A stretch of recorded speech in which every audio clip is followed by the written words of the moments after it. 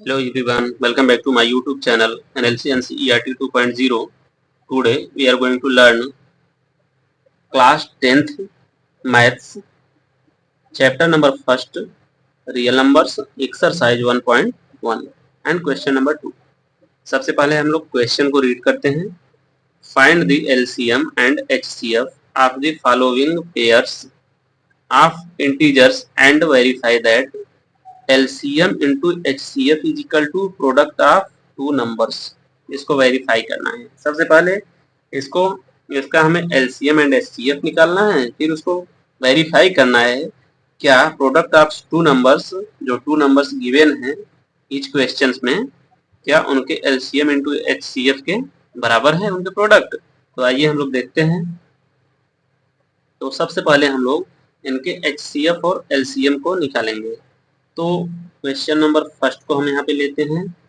26 and 91 के HCF और LCM को हम लोग निकालेंगे. देखिए HCF क्या होता है, हाईएस्ट कॉमन फैक्टर. जो भी कॉमन रहता है हम उसको लिख लेते हैं. तो देखिए सबसे पहले हम 26 एंड 91 के HCF निकालने के लिए उनको हम प्राइम फैक्टर में ब्रेक कराएंगे. 26 को जब हम प्राइम फैक्टर में ब्रेक करेंगे, 2 1 जा 2, 3 जा 6, फिर 13 1 जा 30. इसी तरीके से हम लोग 91 को भी ब्रेक करा लेंगे. 7 1 जा 7, 3 जा 21, फिर 13 1 जा 30.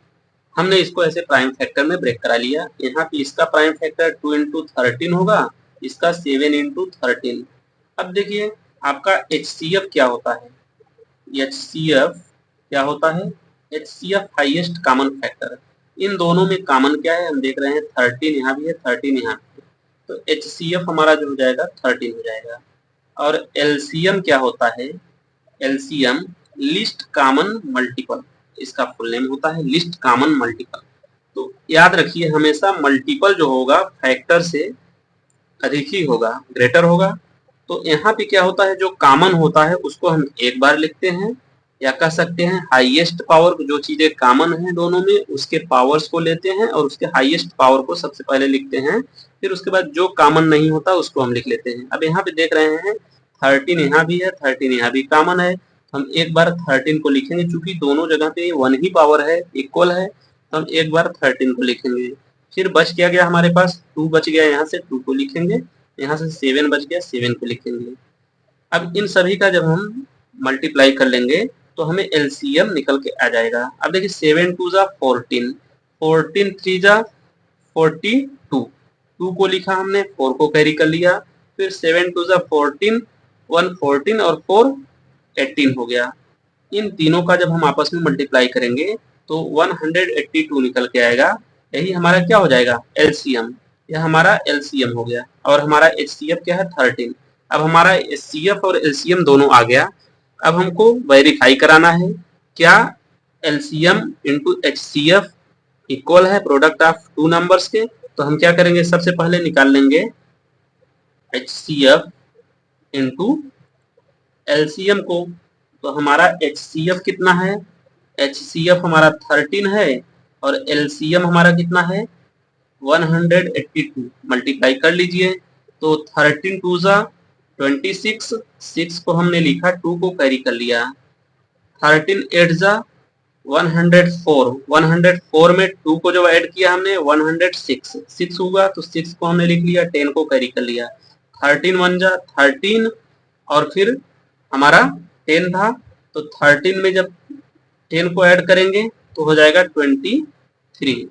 इस तरीके से हमारा जो है LCM इंटू HCF का जो इंटू हो गया 2366 हो गया. अब हमारा यह आ गया. अब हम देखते हैं क्या प्रोडक्ट ऑफ टू नंबर्स. अब यहाँ पे ऐसे product of two numbers, product of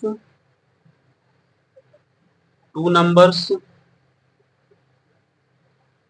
product क्या है हमारे पास, नंबर्स क्या है, 26 इंटू 91. इन दोनों का प्रोडक्ट करने पे हमें इतना मिलता है. तो आइए हम लोग करते हैं. यहाँ पे हम रफ वर्क कर लेते हैं. 91 को हम 26 से मल्टीप्लाई करेंगे तो 6 1 जा 6, 6 9 जा 54, फिर 2 1 जा 2, 2 9 जा 18, 6 4 और 2 6, 5 8 13, 1 1 2।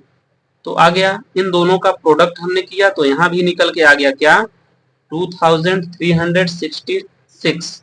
यह जो हो गया प्रोडक्ट ऑफ टू नंबर्स, तो हम कह सकते हैं इट इज वेरीफाइड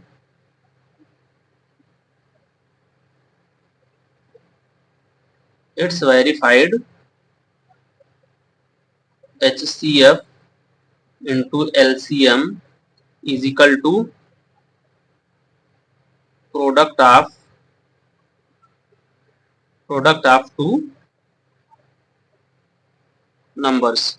ठीक, तो इस तरीके से हम लोगों ने देख लिया कि HCF और LCM का मल्टीप्लाई करने पे प्रोडक्ट आ रहा है 2366 and product of two numbers के प्रोडक्ट करने पे वही चीज आ रहा है, it's verified HCF into LCM is equal to product of two numbers, verified हो गया।